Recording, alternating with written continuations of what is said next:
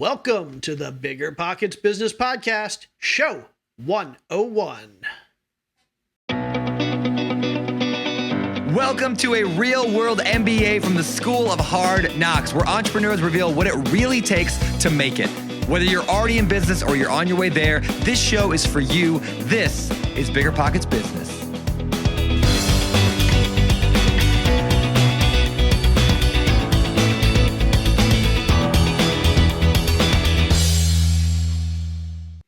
How's it going, everybody? I am Jay Scott, your co-host for the BiggerPockets Business Podcast. Here again for our, I guess I was going to say our first three digits show, but I guess it's our second three digits show.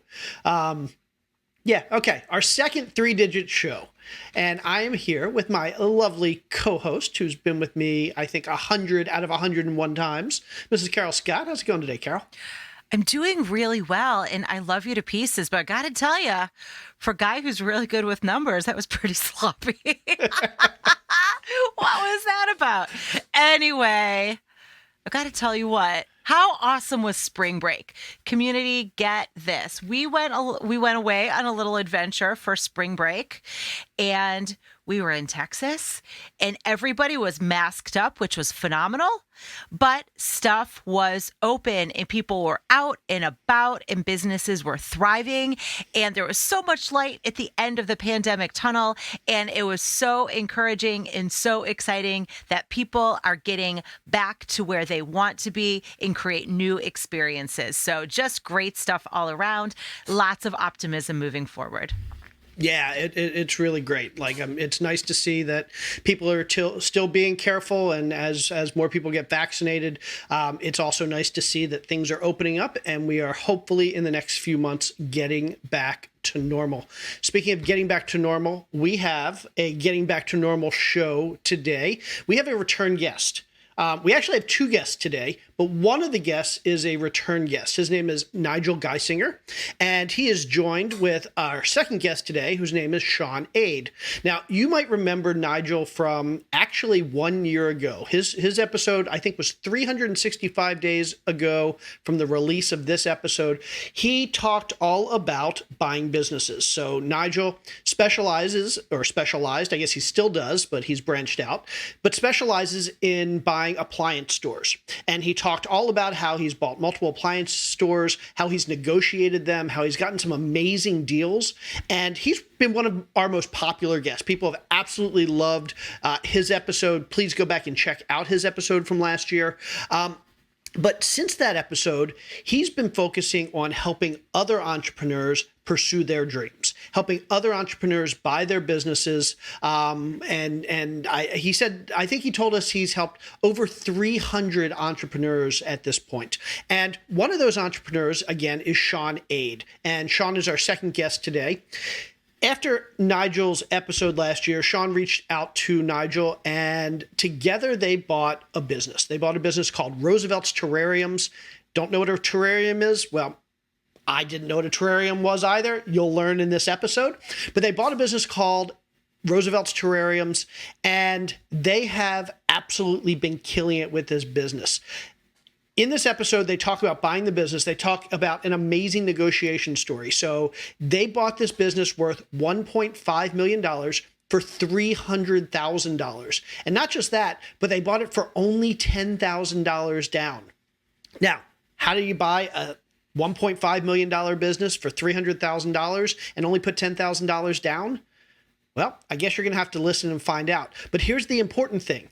The seller didn't get taken advantage of. A lot of us worry about when we get a great deal on a business or any investment, the seller's getting taken advantage of.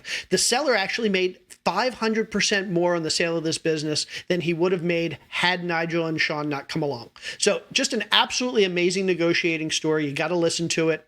Also, make sure you listen to the end when the guests tell us about how they are taking this $1.5 million store, and throughout COVID, they're actually pivoting to turn it into something much, much bigger than that. So just a great story and a great example of how reaching out to somebody, building relationships, and really just working together can allow people to do amazing things. Anyway, if you want to find out more about Nigel, more about Sean, more about Roosevelt's terrariums, or anything we talk about on this show, check out our show notes at biggerpockets.com/bizshow101. Again, that's biggerpockets.com/bizshow101.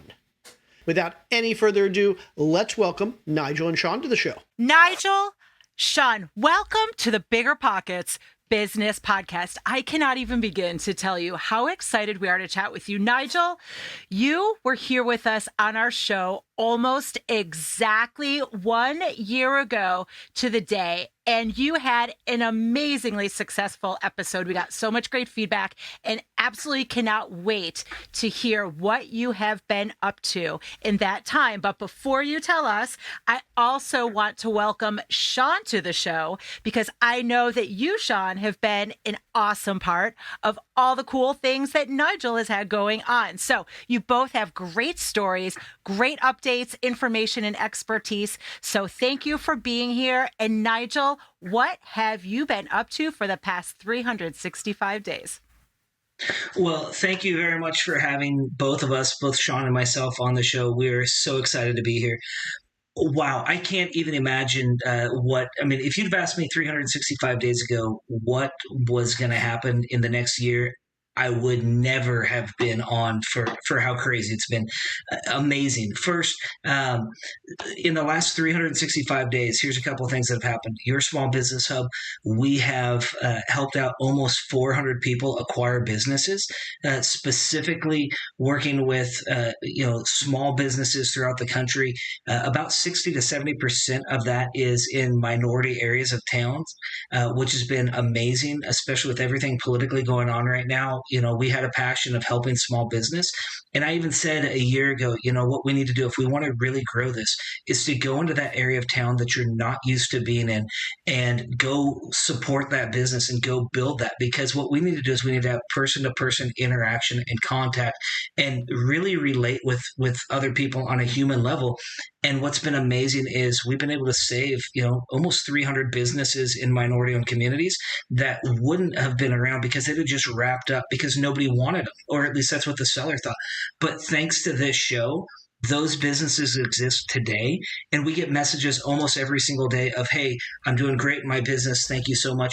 It got so big that Chad Corbett and I, we decided not to take a cut of most of the businesses. Initially, we were going to take a cut. It got to the point where it was hundreds of millions of dollars of acquisition. And we just didn't feel right in that. We don't need the money. We both do very well. And it got to the point where we have to look and say, what's the greater good for the community, and how do we really help out communities? And so we just underwrote deals. I mean, if anybody sent me a deal to underwrite, I did it. I didn't charge them. I just said, here, let me lend my expertise. Because when things go bad, it's our obligation as people with the education to pass that on. Just like you guys host a podcast, it's my job as an investor when somebody comes in and genuinely wants help to say, if you mean it and you're going to be in the trenches, I'll be in the trenches with you. Let me help you get to where you need to be. And I'm not expecting, you to blaze the trail. I'm going to stand right with you shoulder to shoulder, and let's go knock this thing out, because that's what business people do. And that's what people who do it right do. And so if not for you two and this podcast, there would be businesses throughout the country right now that would not be owned. And it's because of you guys. So well done to you guys more than anything. Thank you so much for a year ago, because it's been nuts. That's kind of how it's been for the last year. It's been a roller coaster. I don't even live in Oregon anymore. I moved to the Midwest so that my kids could go to school. They asked, because of how well we've done in business, I can live anywhere. My kids said, hey, we want to be in school. Springfield, Missouri was doing school. And we said, perfect. We own some real estate there. Let's move there and let's do school. So helping out with businesses. I actually have the appliance business that we talk so much about. I have that under contract right now to my CFO of my business. And she's going to be buying it. So it will turn from being me-owned to a woman-owned business, which is, like I say, trying to help out some of those demographics that historically, aren't represented in these industries. We are breaking tradition, and we are going after it to try and really grow the economy, because everybody can do it. There's nobody who's listening right now that can't go own a business, and we're willing to jump in the trenches with you.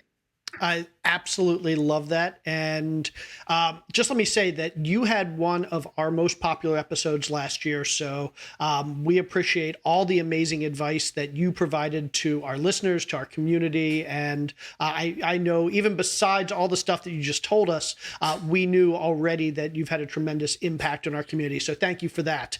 And so while Nigel, I want to hear more in depth about what you've been doing the last year specifically. And it involves our other guest, or at least some of it involves our other guest, Sean. Sean, welcome to the show. We didn't mean to ignore you for the first 5 minutes here.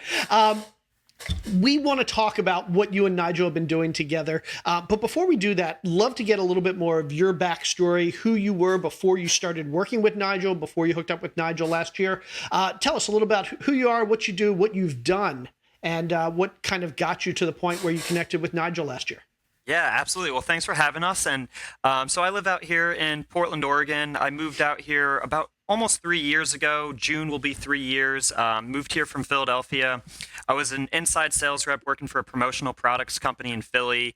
And after winning President's Club as an inside sales rep, they moved me out to be an outside sales rep. So that's what brought me across the country to Portland. And when I came out here, pretty quickly into coming out here, I started learning about investing in real estate, financial freedom, personal development, and got really obsessed with that. So I started going to a lot of networking events, and at the first networking event that I went to here in Portland, I met a guy named Neil who was affiliated with GoBundance. And he really opened up a lot of doors for me, and he helped me buy my first duplex, which was a house hack.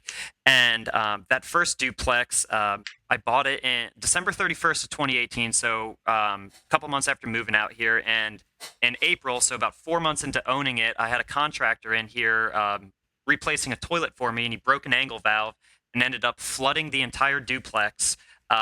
It was about an hour long of flooding before the emergency water services was able to come out and turn the water off. So at that time, it was in the third story bathroom, flooded all the way down into the lower unit where my tenants were actually eating dinner at the time, and it started leaking through the lights. And we had to evacuate the building. We had to stay in a temporary home for about 10 months while insurance took care of everything. It ended up being about a $130,000 claim, and learned a lot from that experience. It was a crazy 10 months. Set me back a little bit with investing in real estate, but I learned Sean. Oh my gosh. Don't mean to interrupt you there, but wait a minute. I want to make sure I'm clear about this. You bought this in December, and 4 months into it, you had $130,000 worth of damage, which basically caused you and all your tenants to have to move out for another 8 months. Yeah. Oh my gosh. Welcome to real estate investing by fire, right? Are you kidding me? Wow. Oh my gosh. So basically a year ago, you were like on path to jump on the BiggerPockets real estate podcast. But now you took a little detour. Yeah, it's funny you say that. I'm big on writing in my journal and writing my affirmations, and I can't even tell you how many times I wrote down that I was going to be a guest on the BiggerPockets real estate podcast. But life happens, and here we are on the business podcast. Well, I love it. I love that you got diverted to us, so we get to we get the pleasure of talking. We get you first. I'll take that any day of the week, because I have a feeling your real estate investing isn't going to stop. But in the meantime, we have this awesome thing to talk about. So yeah. Awesome. So okay. So let's catch up. So you're doing the real estate thing, and then I presume at some point you found out about Nigel and you hooked up with him. Tell us a little bit about that story. Yeah, so when I met this guy, Neil, he was affiliated with GoBundance, and I started working with him, and he introduced me to someone at the GoBundance team that facilitates like the volunteer work, and it's called the Go Crew. So I volunteered to work as part of the Go Crew, which allowed me to have access to GoBundance, which I normally wouldn't be able to be involved with. But because I volunteered to go there, I got to be around people like Nigel and volunteer at these events. So I started helping facilitate the Oregon GoBundance chapter, which Nigel was a part of at the time. And this was probably very late in 2019 where we started doing this. And then 2020 happens, everything kind of shuts down. I was actually just getting ready to start investing in real estate again after the insurance claim was finalized. And I was picking up a little bit of momentum with the Oregon Go Abundance chapter. And then the whole world shuts down. I listened to your guys' podcast with Nigel. I had already known about him through the Oregon chapter and through Go Abundance. So that's when I reached out to him, said, hey, love everything you're saying. I really want to buy a business. And that's how we ended up starting our relationship and started looking for businesses. And it was so that was probably around April. End of March, early April of last year. And we bought our business in September. Excellent. So, Nigel, what did you think when Sean called you? What was your initial reaction? You're like, where do we go from here? What were you thinking? Yeah. So, one of the things is I want to see more people be successful. I want to see more people be millionaires. I honestly believe that there's not a person in this country that can't be a millionaire within 5 years. I honestly believe it. I believe that any single person can be a millionaire. It doesn't matter what your background is. I believe anybody can do it. And especially people that have drive. If you've got drive, we can cut that number to 3 years because it's possible. It's just a formula. It's a very simple formula. If I can do it, you can do it. Like I said last time, I was the guy who's picked last. I'm not the smartest. I'm short. I'm kind of fat. I've got no redeeming attributes whatsoever. And if I can do it, like a dude like Sean can do it. If I can do it, Jay and Carol, you guys can do it. If I can do it, whoever's listening right now, you can do it. Like, trust me, it's not that hard. It's a formula. It's a very simple formula. And so we just have to get into that mindset just as society that, yeah, we can do this. Sometimes things suck and sometimes they don't. And when they're hard, we jump in and we go in deep. Sean was all about from day one, hey, I want to own my own business. I don't know what I want to do, but man, I want to do it. And you don't have to know what it is.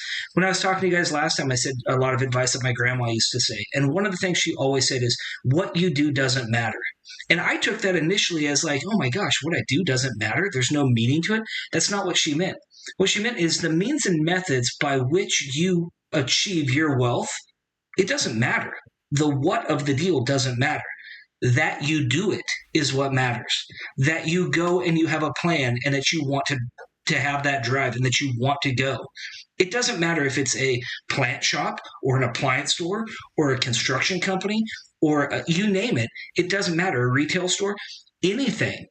The vehicle that you use to create that wealth is the same. It's that you have a game plan and that you have a means and a method and a tax strategy. And that's what's important. And so at the end of the day, Sean had all of that. He just didn't know what he wanted. And so this is where we came. And in fact, I'll let Sean get into it. But the first business we looked at wasn't this business. It was another business. So before we go on, I just kind of want to get an idea of Sean. So you picked up the phone. You called somebody. You had met Nigel before. You at least knew of him. But to a large degree, this was a cold call. It was, hey, I love the idea that you're doing this business thing. I'd love to do the business thing too. Help me. Give me some idea of like how you have that conversation. Like, let's say there's somebody out there who wants to call Nigel or wants to call up somebody else and just say, hey, I'm interested in you helping me be successful. Do you just say that? I want you to help me be successful? Or how do you have that conversation? Yeah, so I really think a big part of why Nigel was so, open to helping me was because I had been involved with Go Abundance and working on the Go Crew. And, I had done 3 events so far with them and continued to volunteer my time, not taking any payment for it, just volunteering my time to be around people that are smarter and more experienced than I am. And just consistency, just continuing to show up, continuing to keep your head down and grind and try to be better every single day. So I think he saw the work ethic. I think he saw that I really did want this. And, I definitely continued to press that and told him that, hey, look, I'm going to do whatever you tell me to do. You guide me and I'm going to do it. I'm going to keep my head down and working. And it was one thing Nigel said to me that really clicked with me when we spoke was, I was still trying to understand why buying business was the right thing to do. And he said, if you could go back to 2010, knowing what you know now, what would you do? You'd buy every single family home you could get your hands on because we know 2010, 11, 12 was a real estate boom. And that was a result of a real estate crash in 2008. So now fast forward to 2020, we're in a small business crash. If history repeats itself, we should see a small business boom in 2022, 23, 24. So we weren't in a real estate crash. We were in a small business crash. So the opportunity wasn't in buying more real estate. It was in buying small business. So as soon as he said that to me, it just clicked, and I knew that was the opportunity that I was waiting for. And so I just went all in on it. Very cool. So I'm curious, Sean, I think you mentioned earlier that you had been journaling about this, right? That you knew this was something you wanted to do. Talk to us about that process. What type, you knew you wanted to have some type of business. How did you even come to terms with what type of business you wanted? Was it a passion project? Was there a specific one where you saw an opportunity? Talk to us more about how that all evolved. Yeah, so it started with what a lot of the guys like Nigel or Cody Sanchez were talking about, go out and buy an HVAC company, a plumbing company, an electric company. I knew if I did that, I would have hated what I was doing. You couldn't pay me enough to buy one of those businesses because I would have been miserable. No, it's no different than working a W-2 job. So I started looking, actually at first, before I even brought anything to Nigel, I was looking at like coffee shops and restaurants because that's what was closing a ton in Portland. And nothing really made sense to look at. And it wasn't until probably 2 or 3 months into looking, we're probably in like June or July, my girlfriend was jokingly saying that she wanted to buy a skincare company because she's really into skincare. So she's like, why don't I just buy something that I like? And it was just such an innocent comment that I was like, you're right. Why don't I start looking for something that I like? And I'm looking around my house, and over the summer, during the pandemic, I had acquired a lot of houseplants. I went from maybe 20 plants to probably upwards of 80 to 90 houseplants, and I was repotting them and propagating them and cutting them and trading and buying and selling, doing all this. And it just occurred to me, I was like, I love plants. They're calming, they're peaceful. Why don't I start looking for houseplant or a plant store to buy? So it turns out during the pandemic, plant stores were actually booming. Everyone was at home and they wanted to add plants to their house where they didn't usually spend a lot of time. So plant stores were thriving, and not many of them were really actually struggling. So it turned out to be fairly difficult to find a plant store. So I'm going on Biz Buy Sell. I'm looking online. I'm doing what you're supposed to do. And I only found one garden center that was for sale. Went, saw it, met the owner, spoke with him a little bit, got the numbers, and was really excited about it. Called Nigel up, said, Nigel, I found a business. Let's do it. And he looks at this, and literally within 30 seconds, he goes, this isn't a business. You're not buying this. He's like, there's no money here. You're not doing this. And hangs up the phone. And like, that was it. And totally burst my bubble. He looked at it literally in 30 seconds and said, no, move on. So then I was kind of defeated, and I was like, you know what?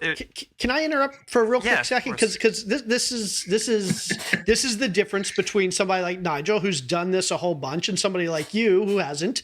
And I remember when I first got into real estate and businesses, and it was the same thing. I would talk to people who could look at a potential deal, and again, whether it's a business deal, an investment deal, a real estate deal, and I'm sitting here, I could look at it for the next 5 hours and have no idea what I'm looking at. Somebody else looks at it in 10 seconds, says, nope. Good deal, bad deal. So Nigel, tell us, like, you looked at this deal. I don't know if you remember the specifics, but give me a general idea of what you would look at really quickly, 30 seconds, to determine if something is, obviously it's a lot easier to rule out a deal than rule in a deal, but what can you look at in 30 seconds to rule out a deal? So number one, and I do remember some of it, but I in the last year I've ran thousands. So, but I do remember specifically on that deal when Sean brought it, the income just didn't hit for what you needed to cover for a legitimate salary. This is a guy who had sold real estate and had sold merch and had done well, and the net number was like $35,000. Now, if you rolled into that job and the owner wasn't taking a draw, it's like, okay, Sean, do you want to pay yourself $12 an hour and take the liability and take the risk and pay $400,000 for this business? That's crazy. Like, that's not anything. There's no value there. There is nothing that you're buying of any value. So it didn't make any sense to buy it. And what I want to see is I want to see people win. I want to see everybody win. And if we'd have put him into this business from the get-go, Sean would be making $25,000 a year, frustrated, working 80 hours a week, going, what the heck did I do? And that's not a winning formula. Now, that doesn't mean that the person who owns that, didn't have a job that they liked or a career that they liked or something else. But the facts are, is for the business, for Sean, for a first deal, we didn't want to get on first base. we didn't want to get the experience of that. We want to win. And in order to win, we need to have businesses that win. And so when I looked at the financials, it was very clear very early on that without a lot of growth, and I believe that Sean has the skill set to grow any business that he's part of. Could we have got it to be profitable? Absolutely. Could we have got it to be much more profitable than it was? Absolutely. But if that's the case, why are we paying for the business? And in this case, it just wasn't there. That's great. And it's a fantastic tip there, and something I guess we all need to keep in mind, that a lot of times we think the difficult part is getting the seller to give us actual numbers. We don't realize that even when we get those actual numbers, we actually have to look at them, and it's not always obvious what we're looking at. We can look at a business, and let's say this business costs $250,000, and you see at the end of the day that it's generating $25,000 in net income, and you're thinking, okay, that's a 10% return. Maybe not awesome, but not bad. But when you dig in, you realize, oh, this particular seller wasn't taking a salary. You could look at another business from another seller that had basically the same exact numbers, except maybe one of the line items was $100,000 salary to that particular seller. And so that changes the deal, because in one deal, you're getting $125,000 a year net income. The other one, you're only getting $25,000. Do I have that right? Well, yeah, and one thing to look at this is, I mean, you got to remember, if these sellers own this business with no debt service, you've got to make enough money in addition to your own salary to pay the debt service of the acquisition. So on a 7-year AM schedule, which is what SBA loans are, they're either 7 or 10 years. On a 7 or 10-year period, on a $400,000 buy, you're spending a couple $1,000 a month on a mortgage. Well, if you're only bringing in $25,000 and you got to pay $2,000 a month, I mean, congratulations, you just volunteered yourself to work really hard to make $1,000 for the year. Like, go down on the street and pick up bottles. You're going to make more money. So I don't want to see anybody get into that situation where they, their first chance, they're not set up for success. And so it was really easy to tag that one off from the get-go. And that's when you have to look at that P&L and you have to see, okay, are there costs? What are the costs that I'm going to have? Not just what are the costs that they have, but once I acquire it, I've got a mortgage on this that I've got to pay. Yes, that's net worth growth to me, but that's cash flow that's got to go out. And I need to make sure that these things cash flow from day one, because in order to have a really good winning partnership for both the buyer and the buyer has to be profitable so he can pay the seller. And if he or she doesn't make enough money to pay the seller, then nobody wins, because you're going backwards, and that's not good for anybody. So, Sean, where'd you go from there? You got this news, and what was your reaction, and what'd you do? Yeah, so I was a little disappointed because I had all these thoughts of what I can do with this. Yeah, I was really excited about it, and he says no. So I'm sitting there and I'm thinking, I'm like, you know what? I've been buying and selling plants on a Facebook group all summer. Why don't I just type in this Facebook group and see if anyone can help me out? So I just typed up this little post and said, hey, my name's Sean. I'm 26 years old. I live in Portland. There's a lot of businesses closing right now. If anyone knows of a local plant store that's closing, please let me know. I'd love to reach out to the owner and see if I could help them keep the doors open. And I mean, immediately people start posting, different names in there. And someone messages me probably half hour, 45 minutes later and says, hey, this business called Roosevelt's Terrariums just announced today that they're closing. So I had never heard about Roosevelt's before. I had never been there, but just pick up the phone and call the original owner and just said pretty much the same thing. I said, hey, I hear you're closing and just want to know if you'd rather sell me your business than close. And he said, yeah, I'd love to sell you my business, but here's the thing. I've already given notice to the apartment that we're closing, so you have to figure out a way to buy this in the next 2 weeks. Whoa. So in my head, I'm like, all right, it took me 30 days to buy a house. I wonder how I could buy a business in 2 weeks. But all I knew what to do at that point was ask him for his balance sheet and his P&L and his financials. So I just said, hey, send me your numbers and I'd love to take a look at it. So he sends me his numbers. That's when I call Nigel and I said, Nigel, I got another one. Here are the numbers. And it was the opposite this time. He looked at it, 30 seconds goes by and he goes, not only are you going to buy this, but I'm going to help you do this and I'm going to partner with you on this. And that's when I knew I found something legitimate. I knew I found a real deal when Nigel said he wanted to partner with me on that. So cool. So how did you set up the partnership? I want to hear more of the mechanics, the nuts and bolts of how the asking price was, what you did to negotiate the price. Just talk to us about all that upfront negotiation and everything that needed to happen so that you could make this a deal that would work and close in that 2-week time period. Yeah, so so Nigel, he started at 3/4 of his 2019 valuation, which was about $1.5 million valuation. And he wanted 3/4 of that as the purchase price. So it came out to like about 700,000. He wanted 90% bank financing and 10% owner financing. Those were the terms that he gave me. So I said, let me get Nigel on the phone. Let's do this together. And that's when Nigel stepped in. And Nigel, you want to take it from here and explain, kind of what happened? So just to before Nigel jumps in. So what I'm hearing is his first offer was 3/4 of 1 year's net income, and it was 90% bank financing, or I'm sorry, 3/4 of valuation, and which is. We can talk about how that relates to income. But he had proposed right there, 90% bank financing, 10% owner financing, owner carry, which meant in theory, the seller was suggesting that you come to the deal with no money down. Potentially. So when he said it that way, I knew that now, because I'm good buddies with a guy named Gabriel Hamill, who, if you're listening to BiggerPockets at all, business podcast or the real estate one, Gabe is like one of the top guys in seller finance. Love Gabe, one of my very best friends in the whole wide world. But like the old song, anything you can do, I can do better. And I love him. So this is not a knock. But I wanted to see what we could do here.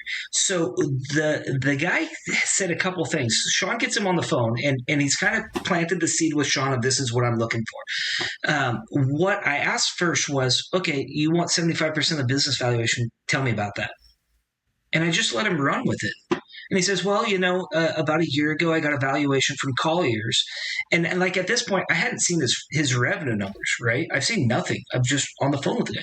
And I said, okay, so like, what's that about? And he says, well, Colliers gave us a 5 times valuation on our business. And I said, wait, 5 times valuation? I said, and how much was the valuation for? He says, business valuation was for $1.5 million. I said, so wait, let me back up the boat here. You're telling me that you have $300,000 of net on your business? And he goes, yeah, $300,000 annual. I said, wait. Can you send over your P&Ls? So he sends Sean and I P&Ls while we're on the phone. I look 500. Tell me if I'm off on these numbers. What, like 586 in gross revenue, Sean? Yeah. And exactly. And $120,000 of indirect costs, of direct costs, meaning plants, rent, utilities, all that. About $100,000 of salary to a second person, or $60,000 to salary to another person. He's taking $100,000 himself. He had $300,000 of net, including a salary to himself. I was clearing $350,000 a year on a terrarium store. Now, here's the kicker. I'm with a bunch of my buddies in Wisconsin, part of my Go Pod, because in Go Abundance, you break into groups of 5, and we're just up in a cabin just like hanging out. And I get this phone call, and I'm sitting there, and I go, you guys are not going to believe this. Like, there's this business, and this is what it's going to hit. And they said, well, what is it? And they said, it's a terrarium store. And this is the honest to goodness thing. They go, what's a terrarium store? I said, I don't know. I don't know what a terrarium store is. I said, I'm not going to ask him right now. I'll ask him after we get off the phone. That's irrelevant. Like, what's a terrarium store? So then we took a guess. Like, okay, what's a terrarium store? One guy's like, I think it's what you put reptiles in. And another guy goes, oh, no, a terrarium store, that's lighting. And another guy goes, I think that's the name of the new strip club downtown. And I'm like, I don't think any of these are right. Plants, self-attenuated biospheres that are in plants in jars. It's plants in jars. Like, this is what it is. This is what I know about the business, right? And this is why I can say with confidence, like, I knew I would have bet any one of those, probably not the strip club name, but any one of those other ones, I would have said, yeah, that's a terrarium. I didn't know. And I still knew the business sound fundamentals on this. The facts is this was a phenomenally profitable business. There are businesses that are so profitable, and we look at them and go, wait, is that real? And then you look at the financials, and they send the supporting documentation. You're like, holy cow, this is this isn't just like something. This is something. So we look at it, and the guy says, yeah, so I want $700,000. I think it was 685 is what he exactly asked for. And he says, we can. I'd if you guys get 90% bank financing, I'd be willing to carry up to 10%. Now he's planted the seed that he's willing to carry. Now I said to him, now you said we had to get out of this thing in 2 weeks, right? Yeah. I said, that we want to help you. Tell me what the most important thing is to you in this deal. He says, well, I've already given notice. Like, we're out in 14 days. I said, oh. I said, you do know that the SBA process takes up to 6 months, right? And it was like quiet on the other end. And I said, we're still in, but we're going to have to find a way to creatively do this. And he goes, okay, let's figure it out. I said, now we're also in a pandemic, and this business is located in the Hawthorne district, which in Portland, that's like, if there's going to be an area that's going to lock down, the Hawthorne is going to be the very first. And if it's going to reopen, it's going to be the very last to open. It's in that type of area. And so we look at this and say, okay, we can do something, but it's going to be a little bit different than what you want. Can you send me what your assets are? Like, what do you have? How much do you have in plants and vehicles and furniture, fixtures, equipment, everything? Like, what's it worth? And he pulls it up and he goes, yeah, there's $300,000 of assets there. And there's $300,000 of assets there. And I said, I don't want to be a stickler, and I don't want to try and drive a sword through what you've built, because you built a successful business. But unfortunately, by telling everybody that you're out, you just flushed $1.5 million, man. So here's what I can do. I can't get a loan that fast on that amount, but I'm sure with your assets, I could go down to the bank and get a line of credit to go buy $300,000. And he goes, well, let me talk to my business broker. I said, okay. So then we come back and we talk a couple different times over the next 24 hours. And I said, here's what the bank says that they're going to give me for rate. The only way I can make this worth more money to you is if you act as the bank. And I know you wanted a bunch, but you don't owe anything, and you were planning on wrapping this up, and you were going to fire sell this stuff for 10 cents on the dollar. Why don't we give you all $300,000, and in good faith we'll put $10,000 down, and you carry the $290 on a 7-year deal. And we'll put a 3 or 4 year balloon payment, and we'll pay this thing off then. But I don't know anything about terrarium stores, so we're going to need you to be willing to take phone calls when and coach Sean through this and coach us through this. I understand that you're fearful of coronavirus and with everything going on, we don't want you to be in classes, because it was an older gentleman who's an amazing man. He is, I can't speak high enough of him. I think he ran a phenomenal business. He just, he's a little bit older in age, and his bride is a little bit older in age, and they wanted to, mitigate what they saw as a risk. And I've got to respect that. But we asked him, okay, what if when we shut down shop, if you come in and teach us how to do this, if you could do a couple of Zoom calls so that we could teach some of these classes, what are some of the growth opportunities? And he says, yeah, I'd be willing to do that. And so within 14 days, we closed on this business. He carried 290 of the 300,000. The only caveat to that was I requested that we get a copy of the official Collier's report for the valuation on the $1.5 million to be handed over and conveyed to asset sale. We anticipate with the reopening of Oregon, once that happens, that within 12 months after of that happening, we'll be back to the gross revenue numbers that he had beforehand. And if that's the case, then we'd be back to that $1.5 million valuation. And to go back to what I'd said, where I think I can make anybody a millionaire, that's going to be 18 months to 24 months from the time that we bought the shop. We'll have a 1.5 valuation at that time. Based on the debt service, we'll owe about 230, which means we'll have 1.2, 1.3, well, plus the cash flow that we have, we'll have 1.4, $1.5 million worth of net worth growth. And Sean and I own this thing 50-50. So Sean will have made $750,000 in a 2-year period on a $5,000 investment. That's pretty easy to do. And it's something that anybody could do. And And I anticipate actually seeing higher revenue as we reopen, because we're now doing, online classes, and we're doing kits that we sell to people. So if anybody's ever want to build their own terrarium, we can ship you a kit and teach you how to do that. That's something that the business does, and Sean's amazing at that. And so this is one of those things where it was literally, find a penny on the street and pick it up.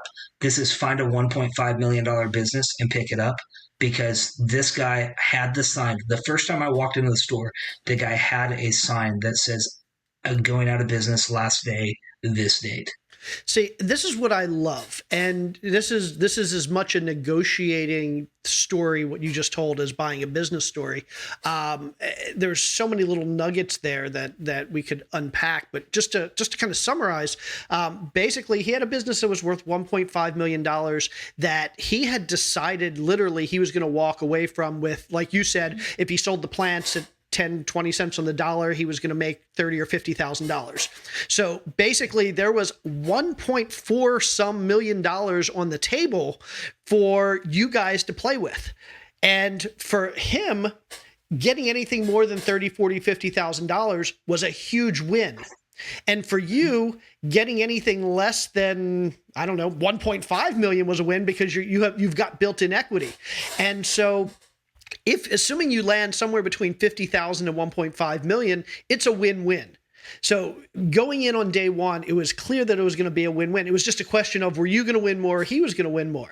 And we both did. And you both did. And you both did. Right. And you went in with a good faith negotiation. I'm going to go to a bank. I'm going to get a loan on this. I'm going to get an SBA loan. We're going to pay you $700 and some thousand, but you couldn't do it. And so that wasn't a negotiating tactic. That wasn't, we're going to try and screw him out of this money and get him for less. It was, you tried to do it. You couldn't do it. Let's come up with a plan B. And plan B involved him taking less money, but again, still taking a lot more than he was going to get. And then you could get a bank loan, but then you offered him the interest instead of the bank the interest.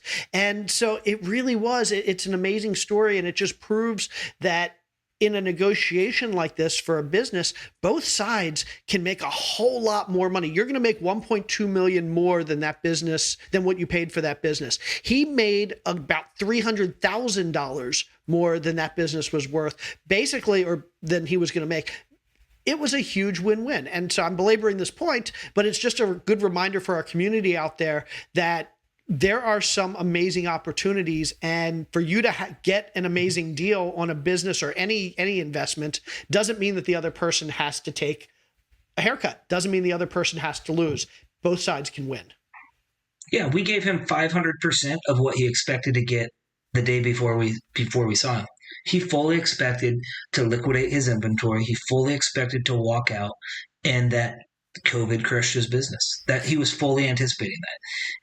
And I spoke about this last time. I said, you said, what was the piece of advice last time when I spoke? He said, what's the piece of advice you'd give? And I said, go into a store and find a business and go ask 4 owners, are they willing to sell? And then if they all say no, go and find 4 more, and then 4 more and 4 more, because somebody will do it. You know what happened? Sean did that. He found somebody who said, you know what? I'm tired. I was already going to hang this up. I'm going to get nothing. I'm already crushed. And Sean got to come in and win for this guy.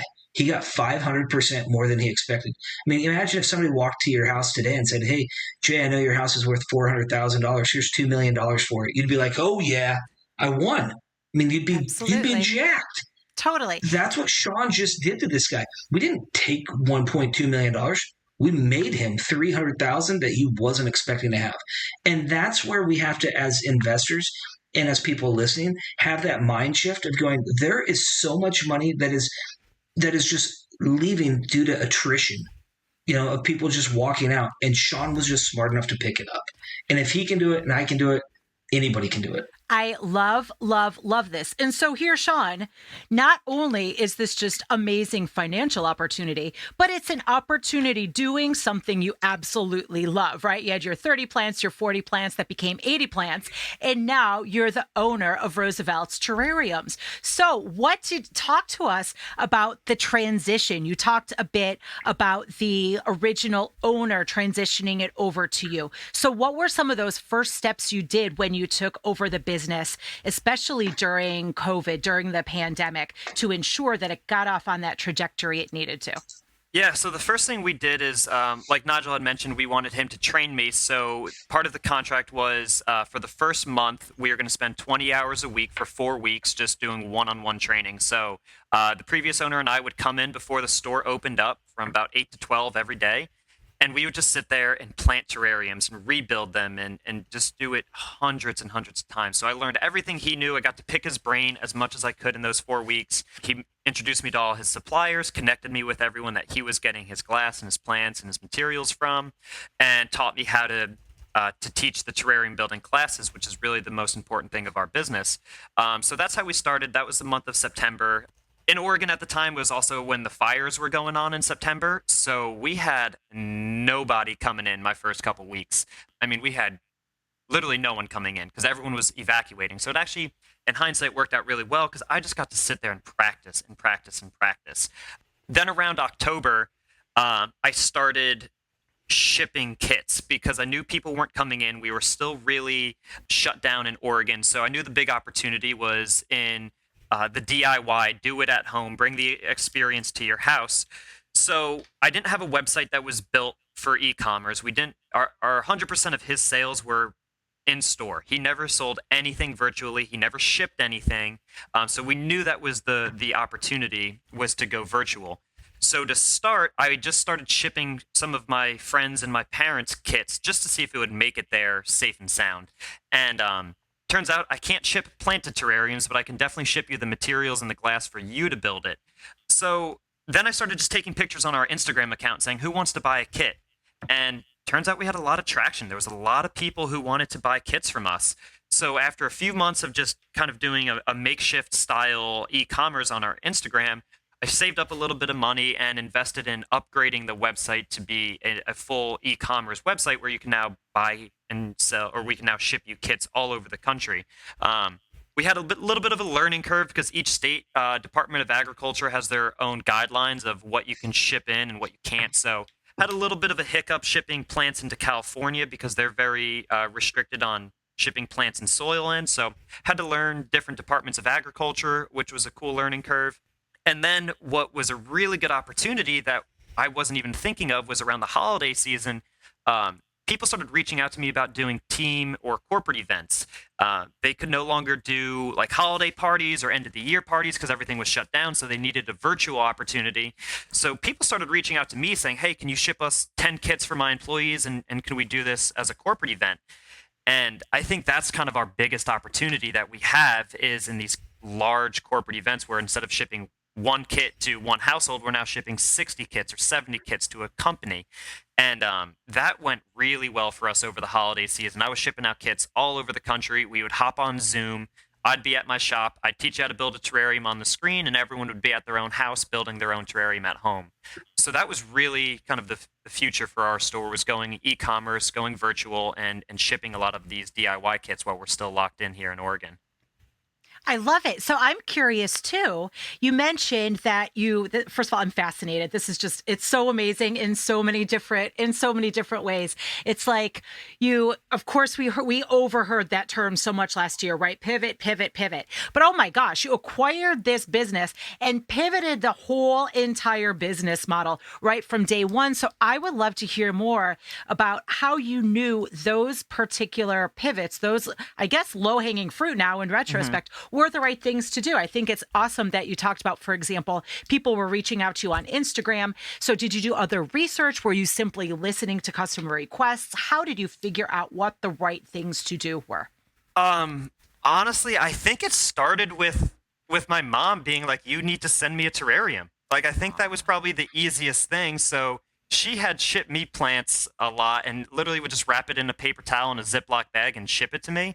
So I knew we could ship plants successfully, but she was like, I want a terrarium. So I shipped a kit out to her and it got there safe and sound. The glass didn't break, the plants were alive, and I'm in Portland, she's in Raleigh, North Carolina, so it's a pretty far trip. So I figured if I could get out to Raleigh with the plants being alive, I could probably ship in the Pacific Northwest. So that's where we really focused our energy. At first was up in Seattle and California.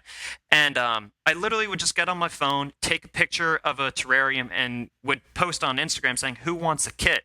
And people would just message me back and they'd say like, how do I pay? Like, well, can I Venmo you? And can I like send you a PayPal? Like there was no organization at first behind this, but I was collecting PayPal and Venmos and invoices from Square. And I was just doing everything on Instagram and figuring out my systems and figuring out what's the best way to pack these so they don't break. What's the best way to get plants there safe and sound and alive? And it grew very organically. You know, I really didn't know what I was going to be doing. I just knew I had to continue to take one step at a time and continue to show up every day. And these opportunities kind of presented themselves. And over time, you know, saving a little bit of money, we reinvested into the website. And now it's really starting to take off and people are really starting to see us. I love that. And it's very cool to think that you have this business that due to COVID, I assume you haven't gotten your foot traffic back yet and you haven't gotten your income from that foot traffic back yet, but you give it another 6 or 12 months. And as Nigel said earlier, you're probably going to see all the revenue, if not more, that you saw before COVID. Plus you've now have a year of working to build these additional income streams. So the business is going to be worth even more once COVID is over. So again, a great opportunity and a win-win. So talk to us a little bit about what the structure of the company is. Are you doing this 100% on your own? Is Nigel just a consultant financial backer? Although I guess it was just $10,000. Or is Nigel working in the business? Do you have employees or other people that help you out? What's the structure of the physical business look like today?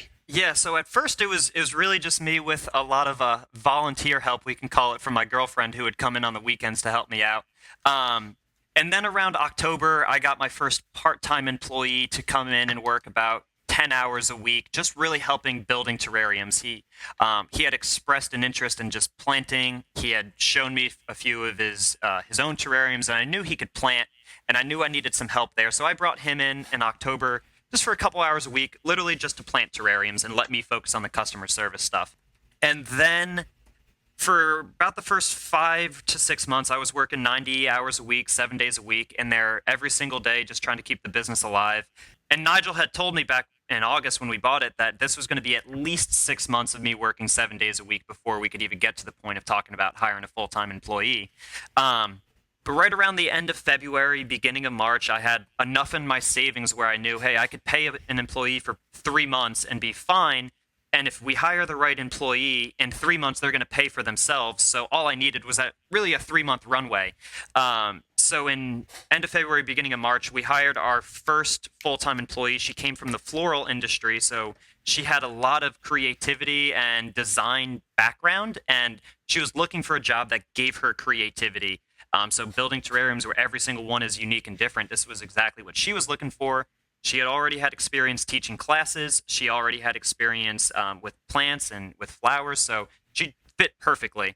So we hired her and did 4 weeks of just one-on-one training. I was with her every single day, just getting her fully up to speed. And I learned a lot during that 4 weeks about how to hire and train, and a lot of conversations with Nigel about, hey, like, I don't think she's getting this. How can I be better here? How can I teach her how to do this? And, Nigel I probably talk to him 6 or 7 times a week. I mean, we talk every single day, just questions. Even though he's not in the business, he knows everything about it because I'm always calling him saying, hey, I got a tax question. What do I do here? I got a, employee question. What do I do here?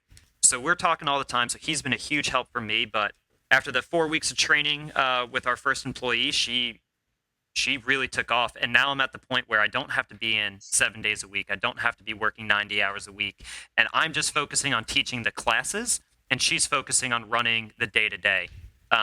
So it was a great first hire, and it's took a lot of weight off my shoulders, and it's going to allow me to continue to scale the business from here. This is so cool. And for anybody who is not watching this video and is simply listening, I am literally grinning from ear to ear, listening to not only the story, but I'm sitting here thinking, I totally want to own a Roosevelt's terrariums. Now I'm sitting here thinking about your new hire who you just brought on board. And I would suspect she is about the happiest person on the planet right now. So we were talking about win-wins earlier. Talk about a win, win, win, win, win all the way around. So it's just what you've set up in this business just sounds absolutely amazing and right up my alley. It's so much fun in so many regards. So what is next with the business? What are you going to do with everything you've done so far and continue growing it? Oh my gosh, growing was an unintended pun. Ha! I'm so proud of myself there. Yeah, so Nigel and I have been talking a lot about that. I mean, there's a lot of things just within Portland that I want to do. Like, I really want to get connected with a lot of, wedding planners, event planners, hotels, like just get terrariums everywhere in Portland. So anytime someone comes to see Portland, if you're staying at a hotel, you're going to see one of our terrariums. If you're having a wedding, instead of spending thousands of dollars on flowers that are going to die in a week, why not get a terrarium that you can have for years without having to do anything? So there's a lot of things that I want to do as proactively in Portland where I can grow. But then Nigel and I have been talking some other ideas, and Nigel, I'll let you kind of share some of the thoughts that we have as well. Yeah, so one of the things I want to step back just really quick. When I said to Sean, it's going to take 6 months where you're going to have to go in deep, and we had the revenue after 3 that Sean didn't have to work that much. But what we did was we intentionally built a pad so that no matter what, we knew that we were fiscally responsible to the point that we could continue that business when we brought somebody on. So that work, you keep going and keep going and keep going and keep going and keep going. And while you see that big pad and you go, oh man, I could lay off. You go for another few months to really make sure that everything's solidified. And then you bring in your team. And that allows you to then take a big step back, because right now, the actual physical store, it's at the same point that it was when the previous owner owned it. We've got that ability to let somebody else operate this business. So that opportunity exists for anybody in any business. You need to work your tail off through the first bit, and a little bit longer than what you think, just so that way you can solidify everything up. So talking about for Sean, we have the ability to pad that account and make sure everything's good. That allowed us to bring on Jordan, who she's now doing amazing. And like Sean said, it allows him to be back and then really to grow that online presence. So our next aspect for this business is not just how do we serve Portland. Every town has a need for a business like this, and we've been asked, hey, I wish that there was a Roosevelt's in Salt Lake City. I wish there was one in San Francisco. Boy, I really wish that there was one in Sarasota, Florida. It could literally be anywhere, right? And so we are in the process right now of setting up the franchise model that people can come in and that we can do the exact same thing, give a few months of training so that we can teach you how to run it, show you how to hire, how to fire, what the logistics are, what the online payment systems are, the entire process, so that way you can have your own terrarium store. And so we're starting that process. So if anybody's interested in owning their own terrarium store, send us a message through Roosevelt's Terrarium. You can send it through Instagram. You can send it through email, whatever your preference is.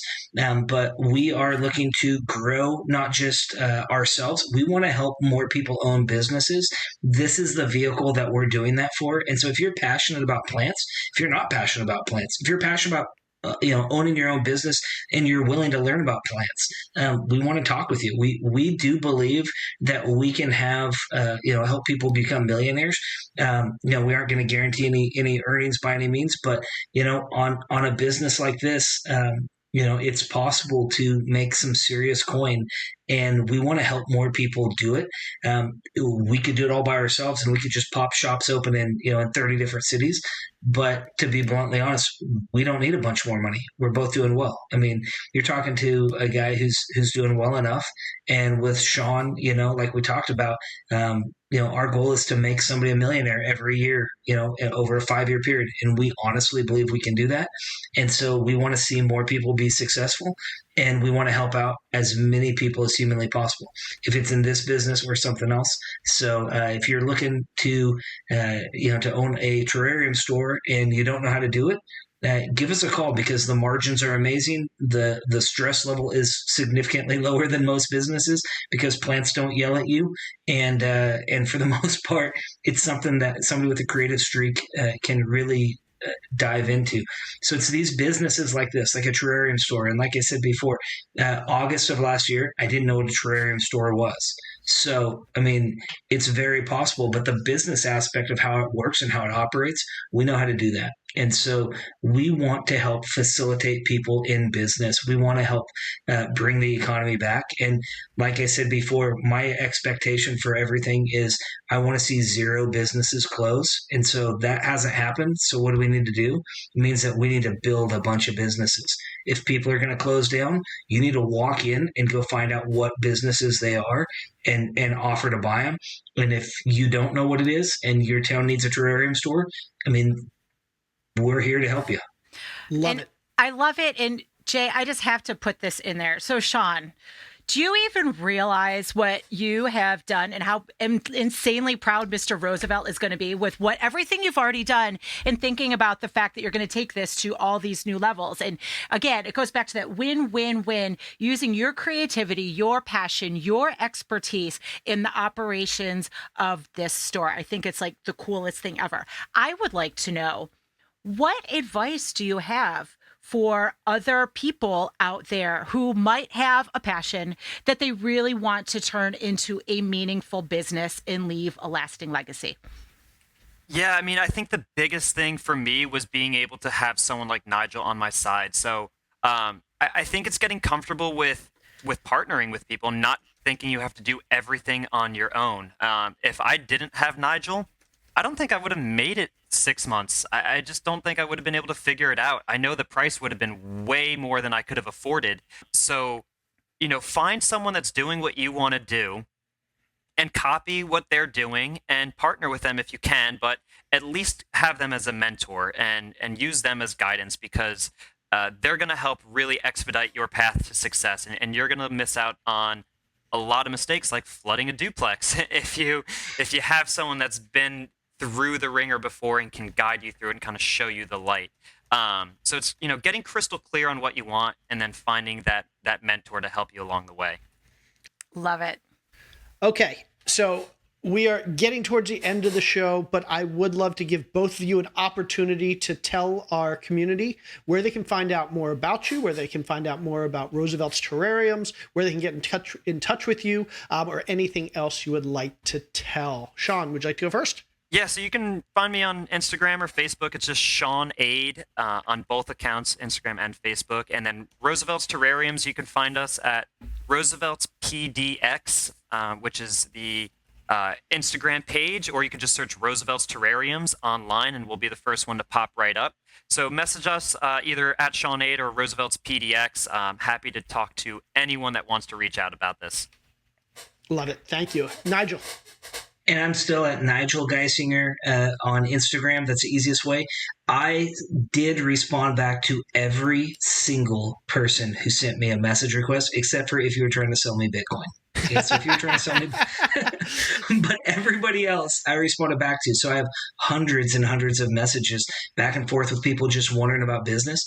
And my stance is still the same as it was a year ago. You hit me up on Instagram. That's the preferred method because I can track it a lot better that way.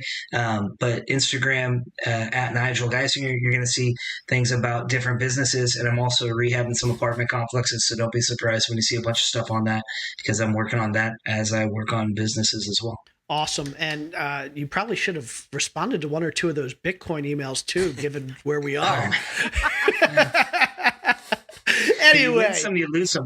This lets you know that I am as good as everybody else in that aspect.